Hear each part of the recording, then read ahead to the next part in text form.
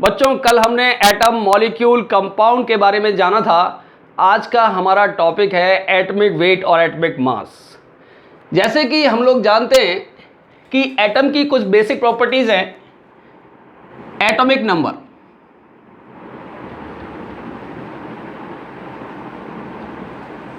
दूसरी प्रॉपर्टी है atomic mass number, और एक प्रॉपर्टी और है जिसे हम केमिस्ट्री में बहुत जगह यूज़ करते हैं, वो है एटॉमिक वेट या इसे एटॉमिक मास भी कह दिया जाता है। जब भी हमें केमिस्ट्री में एटम को कागज़ पे लिखना होगा, या तो हम उसका एटॉमिक नंबर यूज़ करेंगे या उसका मास नंबर यूज़ करेंगे या फिर हम उसका एटॉमिक वेट यूज़ करेंगे।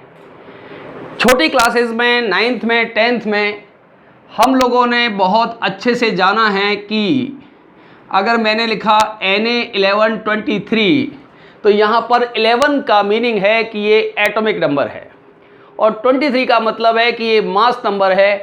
Atomic number is the number which represent number of proton in an atom, and 23 that is the mass number. We know very well it is about the sum of neutron plus proton, यानी कि neutron और proton कितने होते हैं ये हमें mass number बताता है, और नंबर ऑफ प्रोटॉन कितने हैं ये हमें एटॉमिक नंबर बताता है। बच्चों आज के जो हमारा लेक्चर है ये एटॉमिक वेट के बारे में है। एटॉमिक वेट कैसे निकालेंगे, कैसे इसका यूज करेंगे, इसकी यूनिट क्या होगी। बेसिकली आज का टॉपिक एटॉमिक मास या एटॉमिक वेट बहुत इंपॉर्टेंट टॉपिक है। सिंपली हम ये कह सकते हैं किसी भी एटम का वेट या उसका मास ही एटॉमिक मास है। अगर हम किसी एटम के बारे में बात कर रहे हैं, उसके वेट के बारे में बात कर रहे हैं, इसका मतलब है हम उसके एटॉमिक मास के बारे में बात कर रहे हैं। किसी भी एटम का एटॉमिक मास किस में रिप्रेजेंट किया जा सकता है, हम अच्छे तरीके से जानते हैं कि किलोग्राम और ग्राम मास की यूनिट हैं, लेकिन ये बहुत बड़ी यूनिट है। एटॉमिक मास के लिए इनका केमिस्ट्री में यूज़ करना ज़्यादा इम्पोर्टेंट नहीं है। ये इतना यूज़लेस है जैसे हम अपना खुद का मास अगर मिलीग्राम में बताएं या माइक्रोग्राम में बताएं तो वो हमारे लिए कोई वैलिड यूनिट नहीं है, क्योंकि हम सभी लोग ऑलमोस्ट किलोग्राम ऑर्डर के लोग हुआ करते हैं।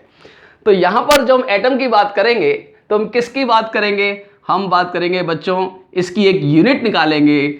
तो एटॉमिक मास को रिप्रेजेंट करने के लिए हम यूज़ करते हैं एटॉमिक मास यूनिट का, या फिर इसे हम यूनिफाइड मास भी कहते हैं, और हम इसे यूनिफाइड मास यानी कि AMU यानी कि U से रिप्रेजेंट करते हैं।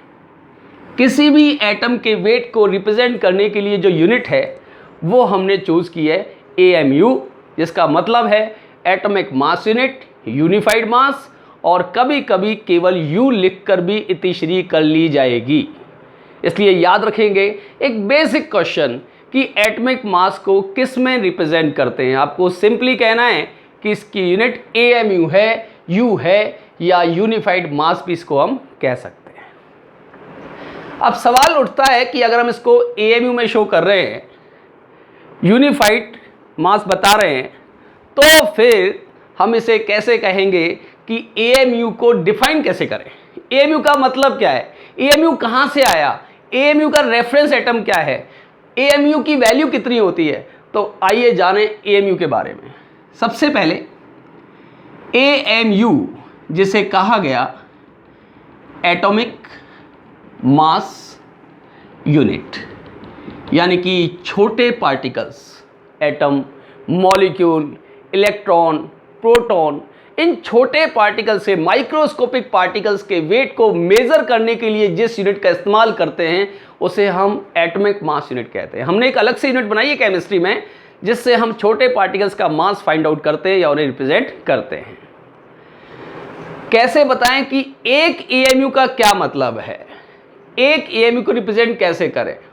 देखिए इसके लिए हमने रेफरेंस एटम जो चूज़ किया वो लिया C612 आइसोटोप कि भाई इसको पकड़ लो, क्योंकि ये सबसे ज़्यादा वर्सेटाइल एलिमेंट है।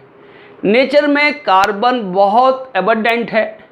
हमने कार्बन के एटम को चूज़ किया कि हम अगर किसी एटम का वेट रिप्रेजेंट करेंगे तो कार्बन एटम को रेफरेंस एटम मान के करेंगे।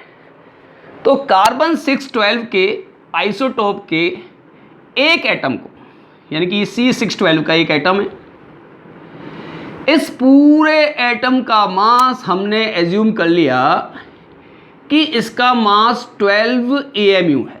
ये हमने एज्यूम कर लिया कि C612 के एक एटम का मास 12 AMU है, और अगर इस पूरे एटम का मास 12 AMU है तो इस एटम का 1/12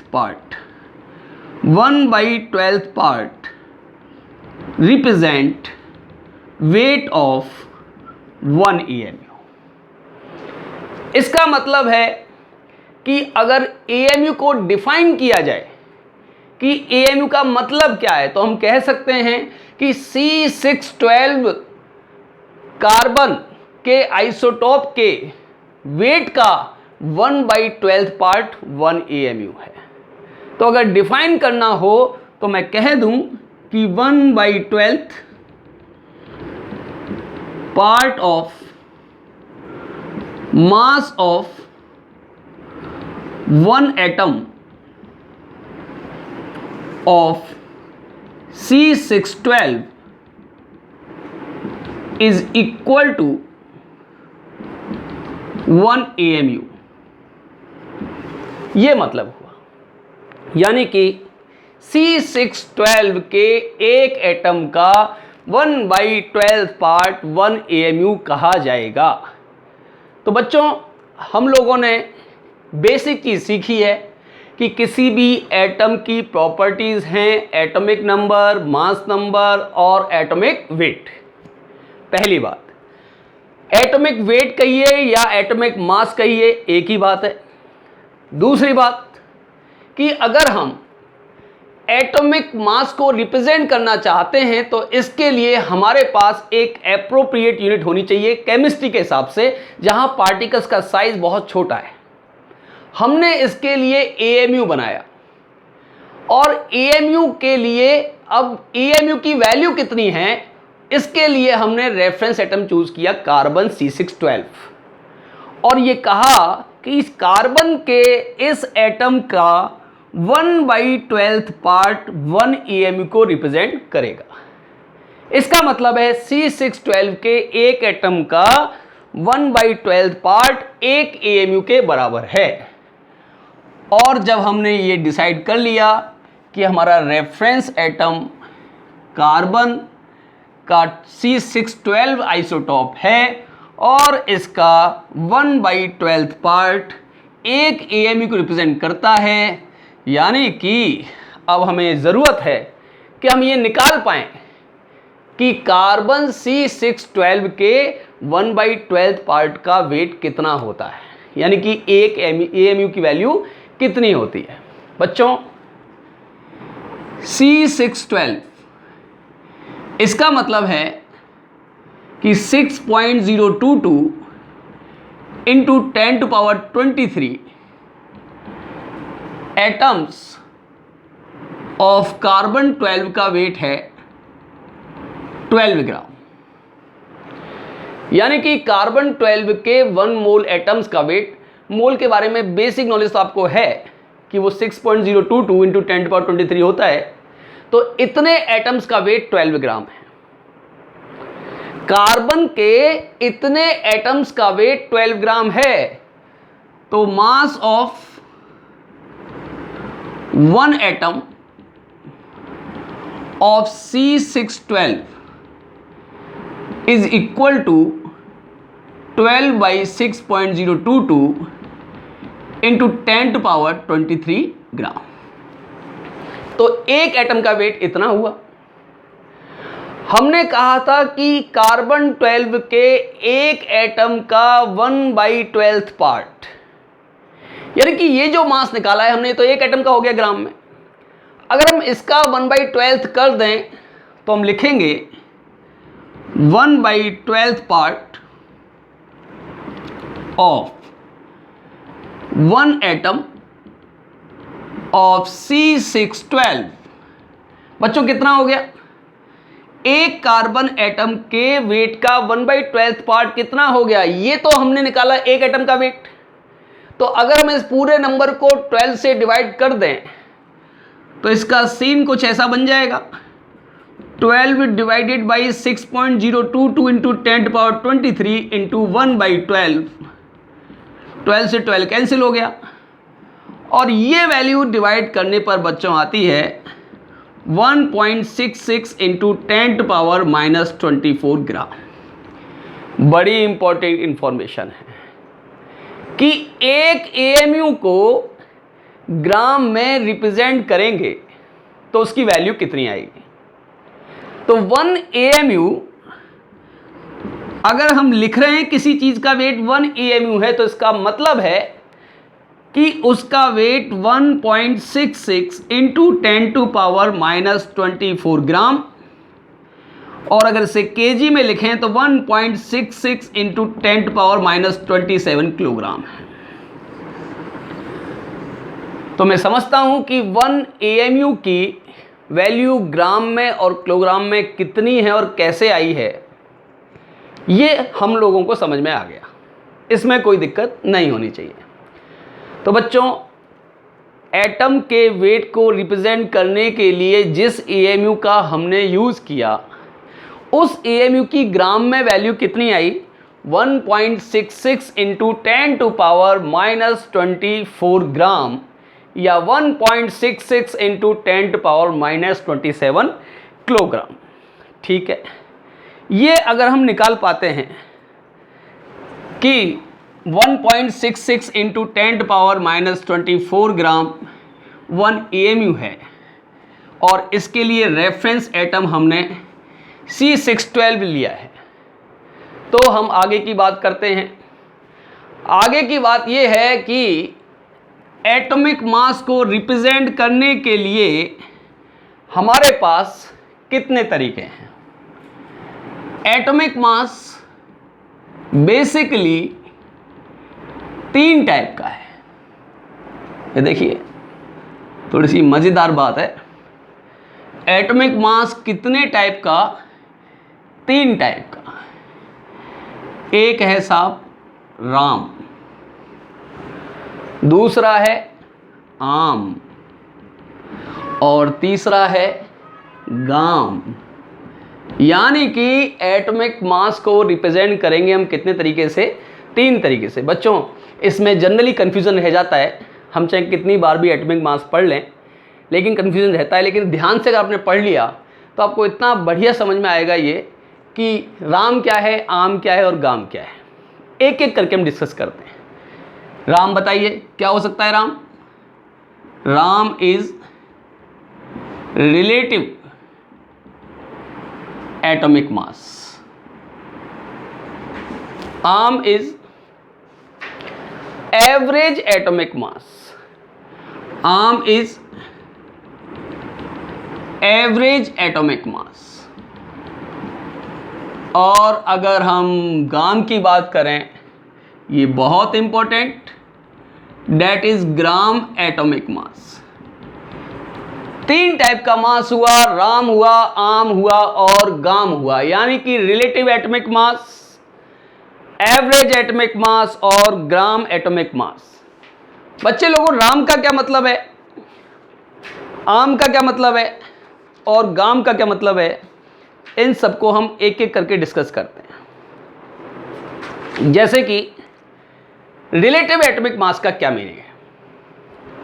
हम बात कर रहे हैं किसी एटम के एटॉमिक मास के बारे में।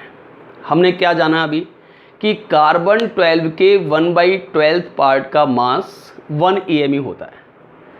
तो अब हम कंपेयर करेंगे, मान लीजिए ये एक एटम है, इस एटम के वेट को मैं कंपेयर करूंगा कार्बन 12 के 1/12 पार्ट से कि ये एटम कार्बन 12 के 1/12 पार्ट का कितने टाइम्स है। That is the relative atomic mass. कि किसी एटम का वेट कार्बन 12 के 1/12 पार्ट का कितने गुना है, that is called relative atomic mass. यानी कि ये 1 AMU का कितने टाइम्स है। तो अगर हम रिलेशन निकाल रहे हैं, एक्चुअल में हम कर क्या रहे हैं, हम रिलेशन निकाल रहे हैं एटॉमिक वेट के बारे में और किसी कार्बन 12 के 1/12 पार्ट के बारे में। तो अगर रिलेटिव एटॉमिक मास निकालना है तो सिंपल बात है, mass of one atom of an element divided by mass of 1/12 part of C612 atom.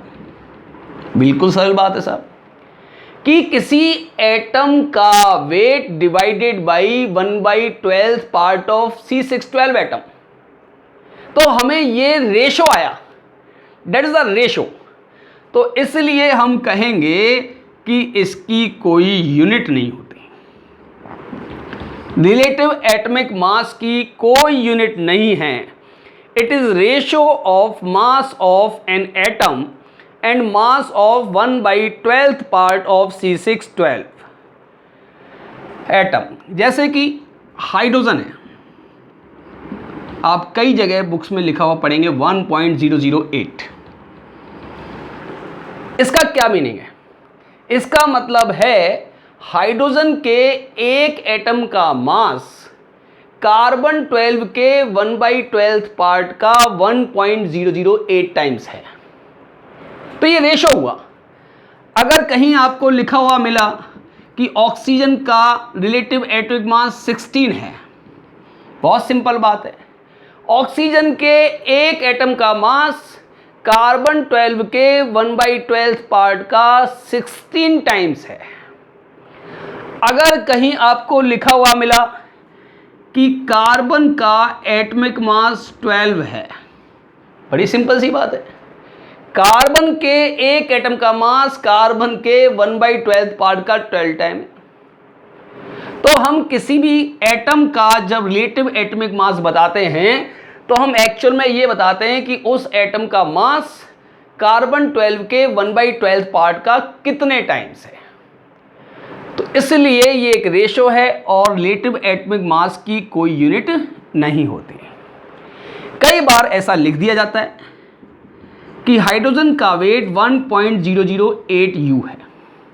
बच्चों जैसे ही हम यूनिट लिखते हैं, जैसे हमने U लिखा, अब आप इसे रिलेटिव मत कहिए, अब इसे कहिए ये एब्सोल्यूट एटॉमिक मास है। यानी कि अगर आप इसमें इसको साथ यूनिट जोड़ दें, 1.008 के आगे आपने U लिख दिया, आपने बता दिया कि इसकी यूनिट AMU है, तो फिर हम कहेंगे कि ये एब्सोल्यूट एटॉमिक मास है। एब्सोल्यूट एटॉमिक मास कहीं कहीं आपको लिखा हुआ मिल सकता है, लेकिन ये तभी कहेंगे जब रिलेटिव एटॉमिक मास के आगे आप U लिख दें, अदरवाइज इसकी ज़रूरत नहीं है। अगर हम एवरेज एटॉमिक मास की बात करें, एवरेज की ज़रूरत कहाँ पड़ती है बच्चों?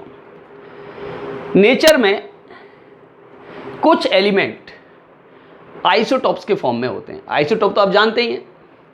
अगर किसी एलिमेंट का एटॉमिक नंबर सेम हो और मास नंबर डिफरेंट हो, जैसे कि कार्बन C612 है, कार्बन C614 है, कार्बन C613 है, ये आइसोटॉप्स हैं।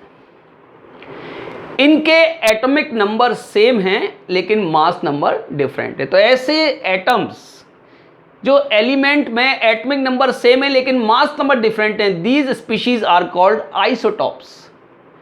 अगर हम क्लोरीन की बात करें तो क्लोरीन में दो आइसोटॉप हैं, क्लोरीन 1735 और 1737। ऑक्सीजन की बात करें O816, O818।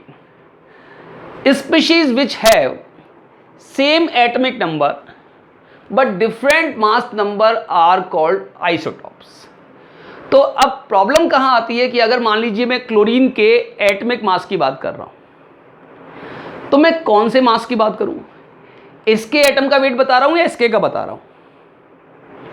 अगर हमसे कहा गया कि कार्बन का एटॉमिक मास बताइए, हम कौन सा एटम चूज करें?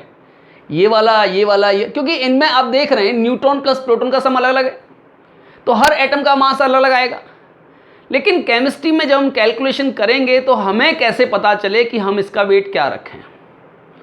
तो उसके लिए हमें एवरेज एटॉमिक मास की रिक्वायरमेंट है। तो बच्चे लोगों, ये आपने नोट कर लिया होगा, ये वाला पोर्शन ये नोट कर लीजिएगा। आपको कल कहा था कि कॉपी और पेन लेके बैठिए, जो भी बोर्ड पे लिखा जाए, जो बोला जाए नोट कीजिए, बहुत काम आएगा बच्चों।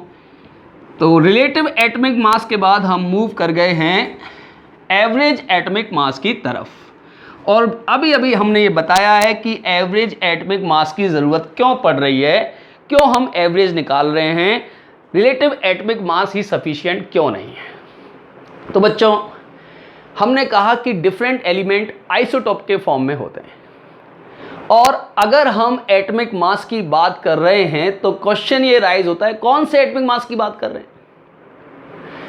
अब इसके मास की बात कर रहे हैं या इसके की कर रहे हैं? अगर हम ऑक्सीजन का मास निकालना चाह रहे हैं एटम का, तो हम इसका बता रहे हैं या इसका बता रहे हैं? तो इसका सॉल्यूशन है एवरेज एटॉमिक मास।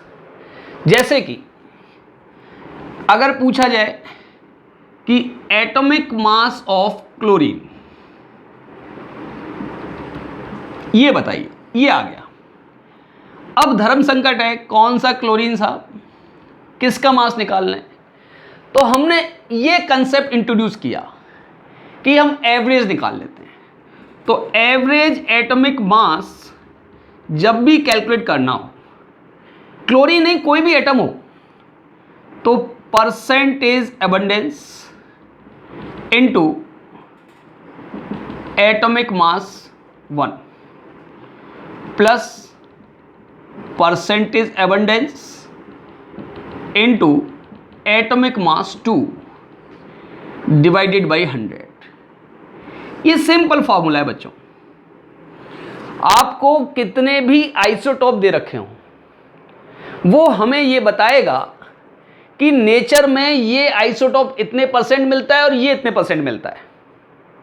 फिर हमें एवरेज निकालना है। जैसे कि क्लोरीन 35 और क्लोरीन 37, इन दोनों का नेचर में परसेंटेज अगर देखें तो क्लोरीन 1735 नेचर में 75% है, जबकि क्लोरीन 1737 नेचर में 25% है।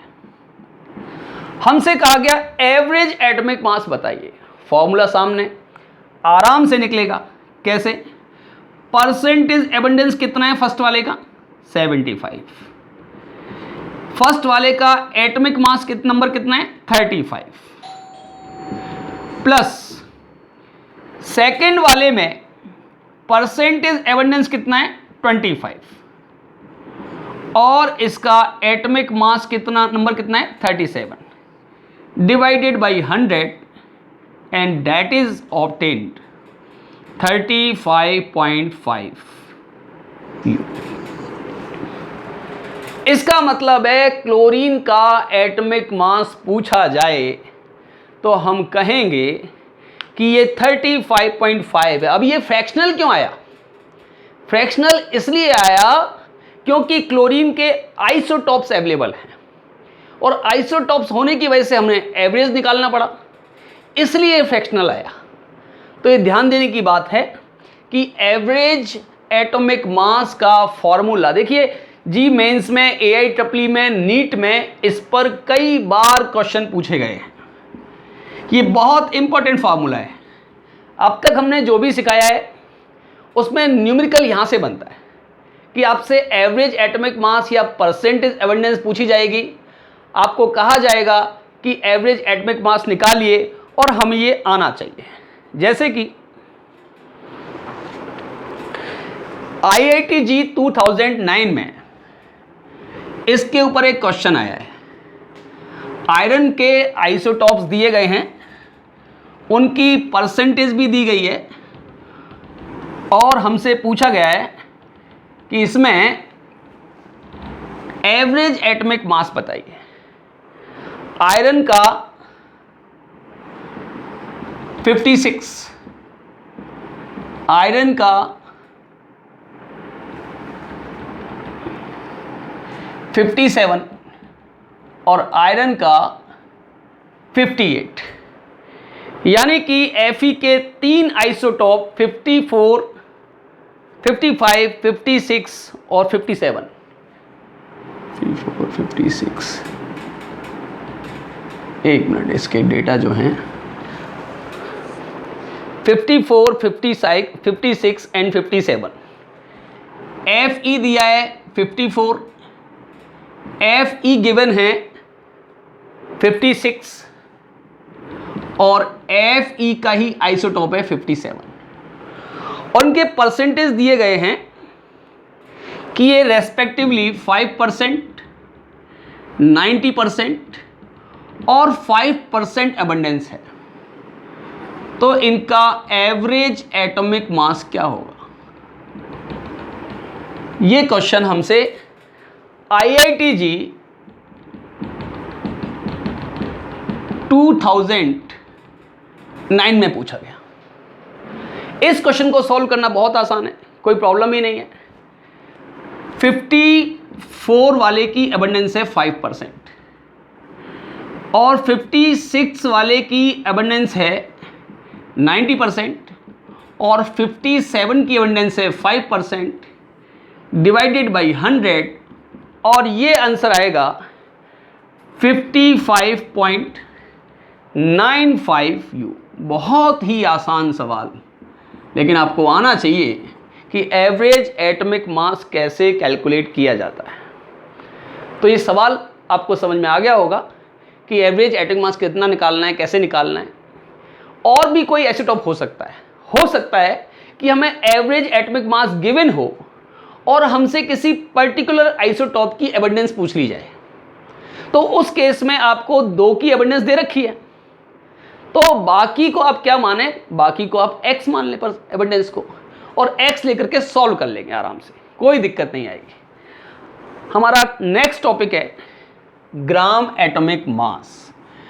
बच्चों 2 एटॉमिक मास हमने पढ़ लिए हैं, हमने राम पढ़ लिया है, हमने आम पढ़ लिया है। अब हमारी बारी है गाम पढ़ने की, यानी कि ग्राम एटॉमिक मास के बारे में आज हम जानेंगे।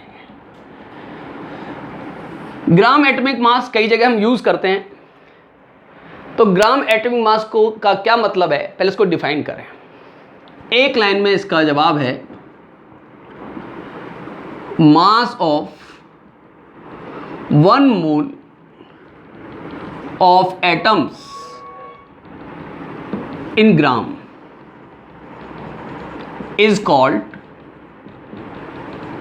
ग्राम एटॉमिक मास। वेरी इंपॉर्टेंट, 1 मोल एटम का मास अगर मैं ग्राम में शो करूं तो वो ग्राम एटॉमिक मास है। जैसे कि एग्जांपल लेते हैं, एग्जांपल लिया हमने ऑक्सीजन का, ले लेते हैं। ऑक्सीजन के एटम का मास हमने कहा 16 U है। ऑक्सीजन के एक एटम का मास 16 U है, तो इसका मतलब है mass of 1 oxygen atom in gram कितना हो जाएगा, 16 इंटू 1.66 इंटू 10⁻⁻24 ग्राम। बच्चों थोड़ी देर पहले हमने कहा था कि अगर AMU को ग्राम में लिखना पड़े तो 1 AMU 1.66 इंटू 10⁻⁻24 ग्राम के इक्वल है। तो हमने ऑक्सीजन के एक एटम का मास पहले AMU में बताया, फिर AMU को चेंज कर दिया ग्राम में, that is the mass of 1 oxygen atom only. लेकिन अगर mass of 6.022 into 10⁻23 oxygen atom बताना हो ग्राम में, तो हम कहेंगे 16 इंटू 1.66 इंटू 10⁻⁻24 इंटू 6.022 इंटू 10⁻23 ग्राम। और बस जादू हो गया। जादू कैसे हो गया है, इस वैल्यू को याद कीजिए आप। ये वैल्यू थोड़ी देर पहले हमने लिखी थी 16 इंटू 1/6.022 इंटू 10⁻23 6.022 इंटू 10⁻23 ग्राम। हमने थोड़ी देर पहले जाना था कि ये जो 1 EMU की वैल्यू आई थी ये इसी से आई थी। हम इससे इसको कैंसिल आउट कर दें, दैट इज इक्वल टू 16 ग्राम। बच्चों एक बहुत अच्छा रिलेशन निकल के आया, बहुत ही बढ़िया। अगर एक एटम ऑक्सीजन की बात करता हूं तो उसका वेट 16U है, लेकिन जब एक मोल ऑक्सीजन एटम की बात करता हूं तो उसका वेट 16 ग्राम है। तो इसलिए ये यूनिट बनेगी ग्राम पर mole and that is called gram atomic मास। तो हाइड्रोजन के एक एटम का मास 1.008U, हाइड्रोजन के एक मोल एटम का मास 1.008 ग्राम, नाइट्रोजन के एक एटम का मास 14U, नाइट्रोजन के एक मोल एटम का मास 14 ग्राम, कैल्शियम के एक एटम का मास 40U, कैल्शियम के एक मोल एटम का मास 40 ग्राम। तो इसका मतलब है कि जब किसी एटम का मास 1 मोल एटम का मास ग्राम में रिप्रेजेंट किया जाए तो उसे कहा जाएगा ग्राम एटॉमिक मास। बच्चे लोगों, हम अच्छे से जानते हैं कि कार्बन के एक एटम का मास 12U, एक एटम का मास EMU में 12U। अगर मैं इसको ग्राम में भी चेंज करूं तो 12 इंटू 1.66 इंटू 10⁻24 ग्राम। ये एक एटम की बात कर रहा हूं कार्बन के की में। लेकिन अगर हम कहें एक मोल कार्बन एटम, तो आइडिया आ गया होगा आपको कि 1 मोल कार्बन एटम 12 ग्राम के बराबर है। तो अगर किसी एक एटम के मास की बात की जाए, आप उसकी बात यू में भी कर सकते हैं, AMU में मतलब ग्राम में भी कर सकते हैं, लेकिन 1 मोल की बात की जाए तो वो ग्राम मोलर मास है, उसे ग्राम में शो किया जाएगा, उसकी यूनिट ग्राम पर मोल होगी। तो ग्राम एटॉमिक मास की जब यूनिट की बात की जाए तो कोई कंफ्यूजन नहीं होना चाहिए, ये ग्राम पर मोल है। बच्चों ये भी आपको समझ में आ गया होगा। 3 तरीके के मास हमने डिस्कस किए। हमने आज बात की राम के बारे में, आम के बारे में और गाम के बारे में। ये नोट कर लिया होगा आपने, पॉज करके नोट कर लें।